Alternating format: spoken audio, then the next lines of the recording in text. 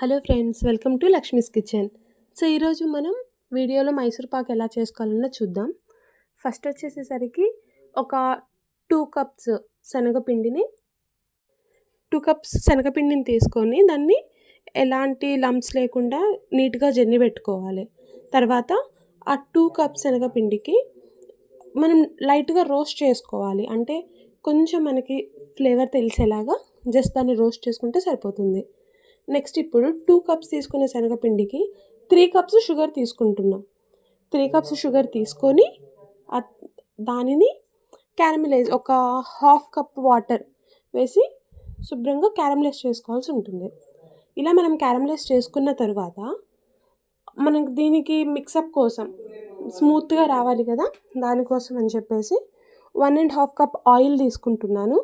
And 1 cup, ఒకవేళ మా ఇంట్లో ఘీ ఫ్లేవర్ ఎక్కువగా తీసుకుంటారు, సో అందుకోసం నేను కొంచెం ఎక్కువ తీసుకుంటున్నాను.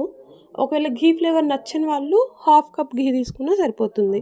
సో 1.5 కప్ ఆయిల్కి నేను 1 కప్ తీసుకున్నాను. ఇష్టం లేని వాళ్ళు 2 కప్స్ ఆయిల్ తీసుకొని హాఫ్ కప్ ఘీ కూడా తీసుకోవచ్చు. దాన్ని కూడా పొయ్యి మీద పెట్టేసి మరిగించుకోవాలి.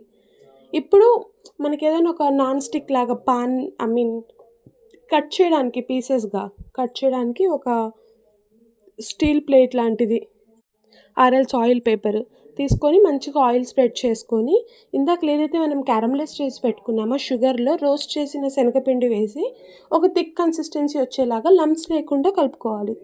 అండ్ మనం ఇప్పుడు పక్కన ఆయిల్ అండ్ ఘీ మరగపెట్టుకున్నాం కదా, దాన్ని కూడా యాక్చువల్లీ ఇది ఎక్కువగా ఉంటేనే స్మూత్గా వస్తుంది. నేనేంటంటే చాలా ఇయర్స్ తర్వాత చేశాను, సో కొంచెం కన్ఫ్యూజ్ అయ్యి ఘీ ఆయిల్ అన్నది వంపేశాను, మేబీ ఎక్కువైందేమో అని చెప్పేసి.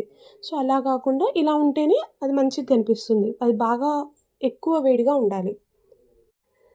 సో ఇలా మంచిగా కలుపుకొని అది కలర్ అంతా చేంజ్ అయ్యి లంప్స్ ఏం లేకుండా చాలా స్మూత్ టెక్స్చర్ వచ్చిన తర్వాత మనం ఏదైతే ఆయిల్ రాసి పెట్టామో ఆ ప్లేట్లో వేసుకొని దాన్ని నీట్గా స్ప్రెడ్ చేసుకొని జస్ట్ వెంటనే మనం పీసెస్ కింద కట్ చేయొచ్చు. మా ఇంట్లో షుగర్ కొంచెం తక్కువ తింటారు, ఆర్ఎల్స్ షుగర్ని బాగా ఇష్టపడే వాళ్ళైతే ఎక్కువ షుగర్ కూడా దానిపైన స్ప్రింకిల్ చేసుకోవచ్చు. అండ్ ఇది వెయిట్ చేయాల్సిన అవసరం లేదండి, వెంటనే చాలా మంచిగా ఇది పీస్ అన్నది మనకి డైరెక్ట్గా షిఫ్ట్ అయిపోతుంది. సో ఇది ఎక్కువ టైం టేకింగ్ ప్రాసెస్ కూడా కాదు. ఎప్పుడైనా ఇంట్లో తినాలి అనిపించినప్పుడు హెల్దీ వేలో 15 to 20 మినిట్స్లో మనం దీన్ని ప్రిపేర్ చేసేసుకోవచ్చు.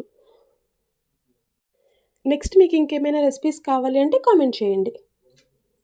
బాయ్.